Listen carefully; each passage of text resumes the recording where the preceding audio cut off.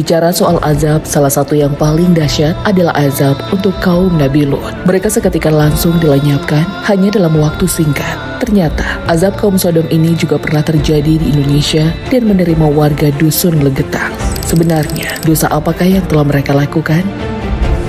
Bicara soal dusun Legetang, tentu kita tidak akan bisa lepas dari pegunungan Dieng yang berada di Jawa Tengah. Dieng selalu lekat dengan pesona objek wisata alamnya. Sebut saja Telaga Warna, Gunung Prau, dan Bukit Sikunir. Makanya banyak orang yang menjadikan Dieng sebagai tujuan wisata. Ditambah lagi dataran tinggi Dieng menjadi dataran tinggi kedua setelah Nepal. Tingginya mencapai 2000 mdpl meter di atas permukaan laut. Tapi ternyata, dia tak hanya menyimpan keindahan, tapi juga punya bom waktu yang suatu saat bisa meledak. Orang-orang yang tinggal di wilayah tersebut harus waspada dengan letusan gunung api. Kalau musim hujan tiba, mereka juga harus waspada soal tanah longsor. Bahkan bencana longsor dahsyat pernah menimpa salah satu dusun di sekitar dia. Dari peristiwa itulah, asal-usul dusun Legetang lenyap dalam semalam. Pada malam 16 April 1955, hujan deras turun tanpa henti mengguyur dusun Legetang dan dusun-dusun lain yang ada di desa Pekasiran. Tiba-tiba saja terdengar suara dentuman keras. Warga yang sudah tertidur pun kaget mendengarnya dan langsung bangun. Tapi tak ada yang berani keluar malam untuk mengecek karena kondisi yang tidak memungkinkan, mulai dari jalanan licin hingga suasana gelap yang mencekam. Besok paginya, para warga yang tinggal di sekitar dusun Legetang barulah berani keluar rumah. Alangkah kagetnya mereka melihat gunung pengamun-amun yang sudah terbelah. Tambah heran lagi ketika melihat dusun Legetang sudah tertimbun tanah, ratusan manusia terkubur di sana. Namun para warga merasa aneh, dusun Legetang dan gunung pengamun-amun terpisah jarak ratusan meter. Keduanya juga dipisahkan oleh parit. Parit yang ada di dekat gunung tersebut sama sekali tidak terkena longsor. Ada juga yang mengatakan kalau sungai dan jurang tersebut sama sekali tidak terkena tanah longsor. Para warga pun menyebut kejadian longsor itu dengan sebutan tanah terbang.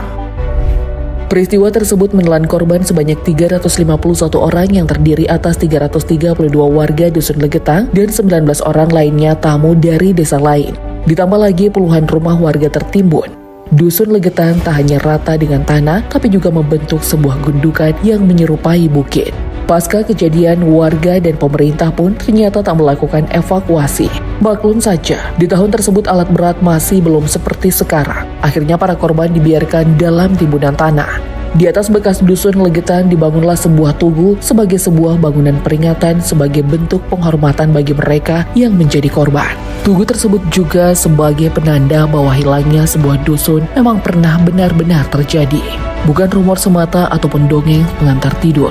Tugu tersebut dikenal dengan sebutan Tugu 55 sesuai dengan tahun terjadinya tragedi tersebut. Tugu itu pun masih ada sampai sekarang dan bisa kita jumpai saat berkunjung ke sana.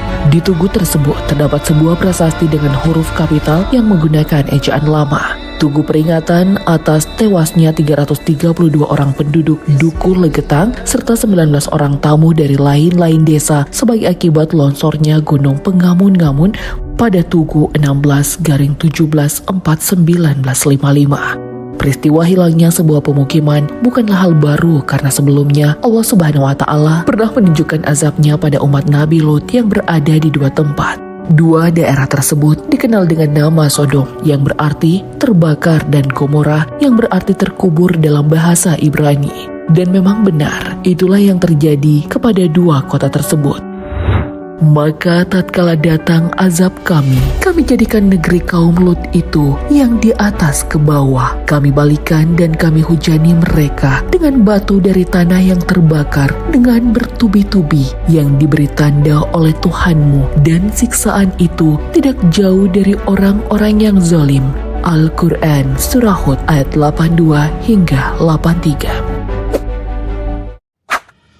Dusun Legetang terletak di ketinggian 1.600 hingga 1.800 mdpl meter di atas permukaan laut. Tanah di Dusun Legetang lebih subur dibandingkan dengan dusun-dusun yang ada di sekitarnya. Makanya, penduduknya banyak berprofesi sebagai petani. Mereka menanam tembakau, wortel, ataupun kubis dengan kualitas terbaik di atas petani di dusun-dusun lainnya. Saking suburnya tanah di sana, saat dusun lain harus mengalami gagal panen, Dusun Legetang justru sebaliknya, mereka malah panen raya. Makanya tanah tanahnya dijuluki sebagai tanah surga. Apa saja yang ditanam bisa tumbuh di sana. Mereka pun merayakannya dengan pesta panen yang syarat akan hiburan, yang tentunya tak jauh dari mabuk-mabukan, judi ataupun seks bebas. Hal itu berlangsung dalam kurun tahun 1930 hingga 1955, kurang lebih 20 tahun. Makanya dusun Legetang disebut-sebut sebagai sarang maksiat. Parahnya lagi, langgar dan musolanya juga digunakan sebagai tempat perjudian. Mereka juga setiap malam melakukan pentas lengger.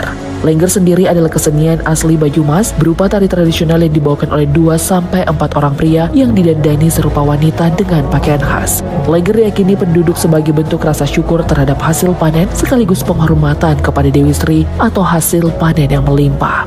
Mereka percaya bahwa manusia dari alam punya hubungan yang harus terus dibangun. Hubungan tersebut pun diwujudkan dalam bentuk tarian.